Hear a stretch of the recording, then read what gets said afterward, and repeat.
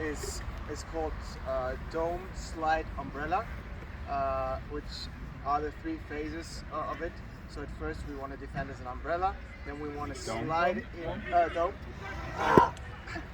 and then we want to slide to their box, so boxing them in, and then afterwards when they come out of their box we want to umbrella and keep them there, and in the end we want to have a pocket middle being deep to cover the student. So, all right. Dome, slide, umbrella, pocket. Yeah, basically the pockets in the end. Yeah. So, all right. So at first we have the dome shape. All right. So let's say the ball starts somewhere here. So you are the attack. Yeah, I'm the attack. Yeah. Okay. And I'm attacking this way, going to this box. So that's the dome shape. We have the two middles being up, it's highest, and the links and the wingers. We want ideally to have the middle furthest away from their box, making the first touch.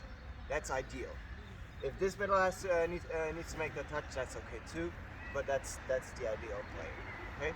Because on this on the second touch, we have these two players making the second touch. All right. So once let's say it's ideal. Let me have a ball. Yeah. Oh, so good target. You're recording. Good target. So let's say the touch is being made here by this middle. So everyone is dropping back. As soon as you see where the touch is being made, just like line defense, you drop early, and then we slide over to their box side. These two slide over as well. It's really, really important.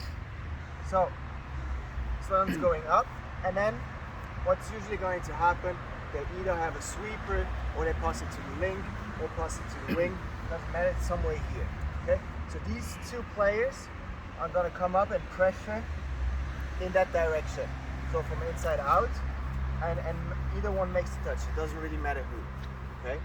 So we have the second touch here. The third touch is really, really key. Sorry, can you stress that the winger does not make that touch? Yes, that's super important because that winger is key for the third touch. The winger needs to be about there. If we say that this is the 7 meter here, he needs to be a little bit behind, ready to shoot. Behind the ref.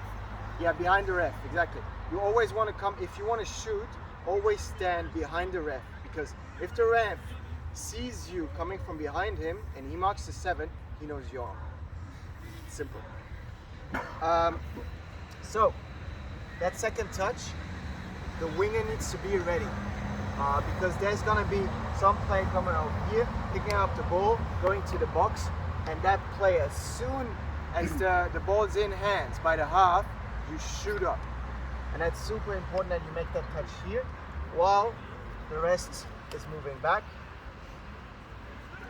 We also Supported Yes, by yes, the yes, far yes. side mid. Exactly.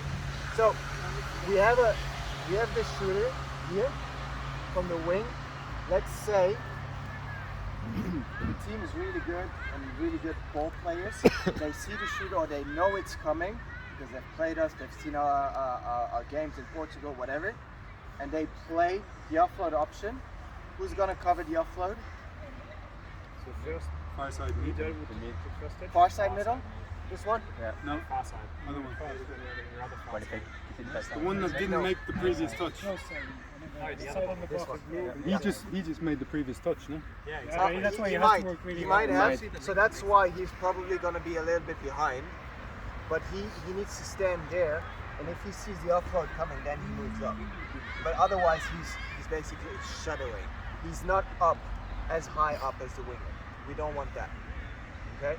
Because usually this player is going to be taken by surprise by the shoot, and then even if he gets the offload out, you have enough time to cover it. And it's important because this player is going to be this last touch this player makes, because this play is the pocket. Okay? It's different to how we've played it in mixed and race. we had the far side middle thought- making that, and then that far side was the pocket. I thought so too. Yeah. Did we set it far side? That's I how think I've the far always side, played the this. far side covers. So, sorry. Yeah. That guy is up for the possibility, Yeah. then he gets the fuck out of there, and this guy makes it. Because the next Because two. he's been that far mid, has not Yeah. been involved in the previous two Yeah, you're touches, right. so You're they right, have time buddy. to get back and come up. Ah, they And then have the So other you one want to is the have pocket, right? Exactly. him Far side. covering and these two going Exactly. back And then that to middle- prepare for the umbrella. Exactly. Exactly. And then Right. that mid who's up, that's the last touch he makes, because then he comes back to pocket. Yeah, it's true. Normally when the mid is going back, the umbrella. Yes, that's still Only if there is a overlap. exactly. This one So is we have moving, the shooter, and usually this slows down the box drive pretty Yes. well. So touch 3, Yeah. winger must Exactly. So let's say they make it somehow close to their box. We have the shoot here. These players go back. Now they have the first players coming off their box, and then we umbrella up. Okay, and the umbrella is made by these 4 players, and these 2 players are key. Yeah, you are not doing anything usually until that touch, except shifting. Okay, so it's really important that you're there in time, you're on side, and you move up, even maybe past the ball player. Okay, because if the ball plays is here, and he looks up for options, and he sees 2 players standing almost past him, he's not going to pass. Okay, and that's exactly what we want. We want them stuck here around their box, and then the next touch is basically the hardest. Yeah, because this is touch 4, which is pretty easy because we're all set up. We had the shoot on touch 3. On touch 4, we're all set up for the umbrella. All fine. Touch 5 is where it gets a little bit tricky. Okay, because usually if the umbrella works, one of these 2 players are going to make that touch, right? We don't know exactly who, because sometimes teams tend to pass it back inside. It's important that we don't, because some teams also pass it back here to the wing that runs straight through. So that winger needs to still look over your shoulder after he makes the 3rd touch to see if they choose to run around here. Okay. So let's say they make the touch here by this link. While all this is happening, the pocket is somewhere there. Alright? You need to be 15 meters back of the play, of the touch. At least. After touch 3. Yeah, exactly.